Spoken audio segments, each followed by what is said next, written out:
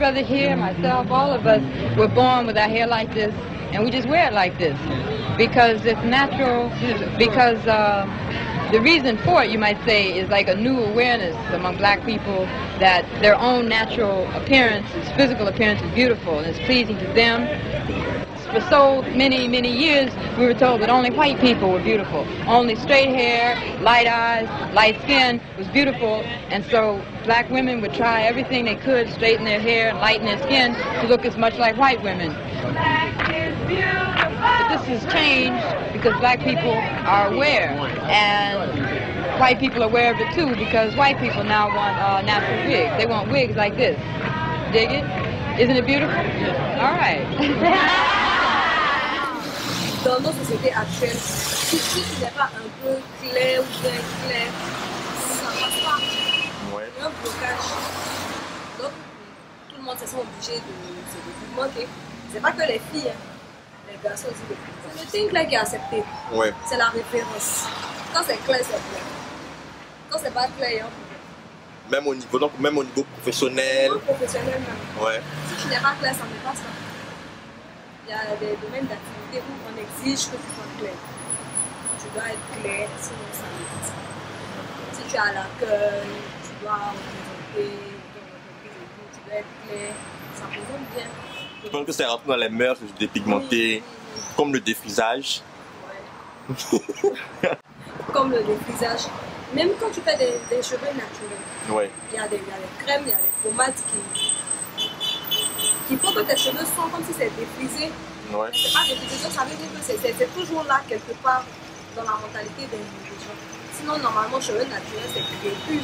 Ouais. Mais tu vas voir qu'elle va vouloir que ce soit un peu mou, un peu lisse, que ce soit un peu raide et tout ça, mais elle ne veut pas utiliser le défrisant.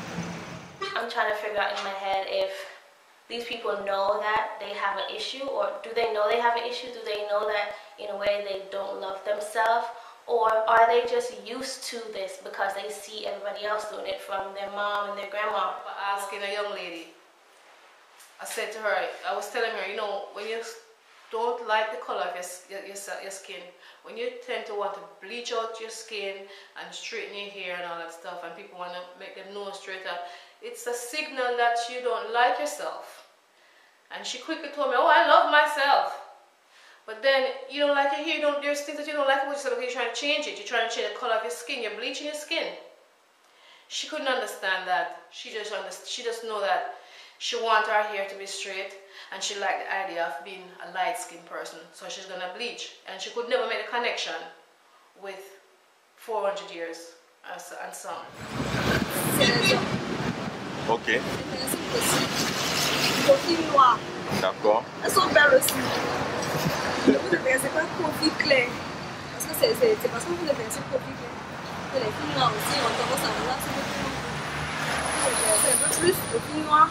Elles vont être fières de leur peau et tout. Elles vont faire la promotion de leur peau. Non, en fait, le vrai problème, ce sont les hommes qui préfèrent les filles claires. C'est ça. Le vrai problème, c'est que les filles claires attirent plus que les filles noires. Ok. Dans tous les domaines. Ok. À tous les niveaux. Ok. C'est vrai.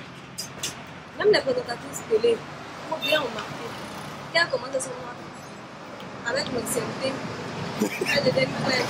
Mais c'est vrai, c'est réel. Et puis elles deviennent claires pour celles de la côte. Quand tu restes noir, on ne sait pas, tu es là.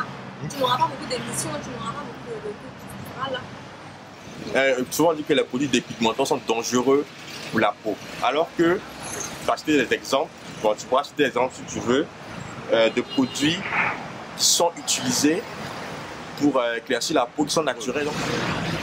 Exemple.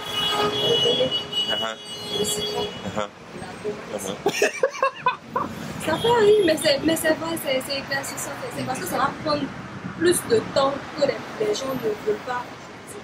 D'accord. Donc ils préfèrent passer par les produits chimiques qui attaquent directement les tissus.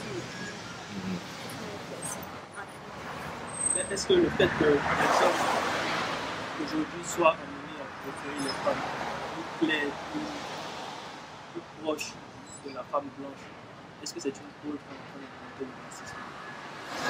Que penses-tu de ça? Je pense que c'est une forme de racisme aussi. Ouais. Parce que du moment où ça constitue une barrière où la couleur de ta peau ne te permet pas d'avoir un emploi, ne te permet pas d'avoir accès à certains emplois. Je pense que c'est une forme de racisme. Ouais. Who taught you to hate the texture of your hair? Who taught you to hate the color of your skin to such extent that you bleach to get like the white man? Who taught you to hate the shape of your nose and the shape of your lips? Who taught you to hate yourself from the top of your head to the soles of your feet? Who taught you to hate your own kind? Who taught you to hate the race that you belong to? So much so that you don't want to be around each other. No, before you come asking Mr. Muhammad, does he teach hate, you should ask yourself who taught you to hate being what God gave you. Comment on peut lutter contre un phénomène qui s'est existé pendant des années, genre l'ancien mouvement, c'est ça qu'on peut pas mal de bien. Ouais. En même temps, ils l'ont en laine et puis ça doit être un truc profond. Par exemple, tu des nappies là, on n'a pas juste dit qu'il faut porter les cheveux crépus et tout. Voilà, être un travail genre, pourquoi est-ce qu'il faut porter les cheveux crépus? Pas vrai, c'est la mode, parce que nappy c'est devenu un phénomène de mode. C'est nappy. Pourquoi les gens ont adopté ça facilement? C'est à cause de la sœur de Beyoncé. Ouais. En fait, il faut un peu de truc de mode dedans. C'est plus un phénomène de mode. Ouais, c'est plus un phénomène de mode qu'un phénomène. C'est pas parce qu'elle veut revendiquer l'identité, c'est parce que c'est à la mode. C'est ça. Et c'est ça le point, parce que la mode ça passe. Voilà. Parce que c'était un truc de lutter contre et tout, ça là. Je pense pas qu'ils allaient adhérer facilement.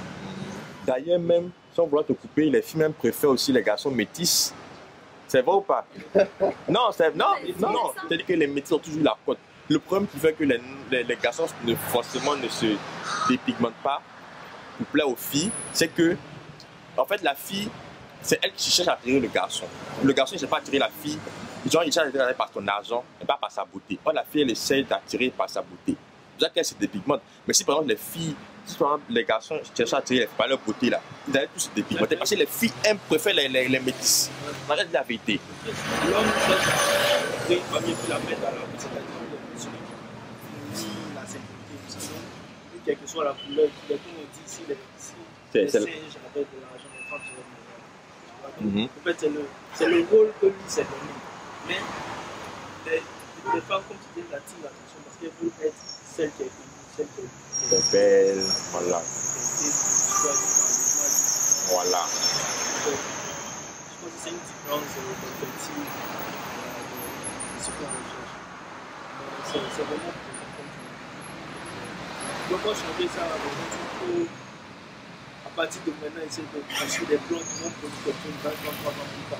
Pas essayer de changer ça dans notre génération. Mais ça va être difficile parce que même dans les messages qu'on fait passer, c'est toujours des personnes claires. Ah ouais? Des personnes claires pour provoquer, c'est des personnes claires pour le dire. Quand on a fait la promotion de quelque chose, c'est toujours clair. C'est grave. Même les enfants même savent que l'info, d'abord ça bizarre. Parce que moi, ma fille, elle veut faire la guerre, tout ça. Quand je lui achète une crème, elle attend de devenir claire. Ah bon? Oui. Quand elle ne devient pas claire, il y a un problème, on a changé. Parce que depuis elle est mère, il n'y a aucune évolution. C'est sérieux. Il est témoin de ça, il a vu. En action, il a vu en action. C'est grave. Changez vraiment. Aujourd'hui, vous savez que l'UNESCO a classé les problématiques du défrisage parmi les séquelles psychologiques de la traite négrière transatlantique. À partir d'un certain moment, les esclavagés femmes vont prendre comme étalon de mesure de ce qui est un bon cheveu, le cheveu de la métisse, parce que le peigne du blanc passe dans le cheveu relativement facilement, tandis que dans le cheveu crépus, le peigne du maître a plus de mal à passer.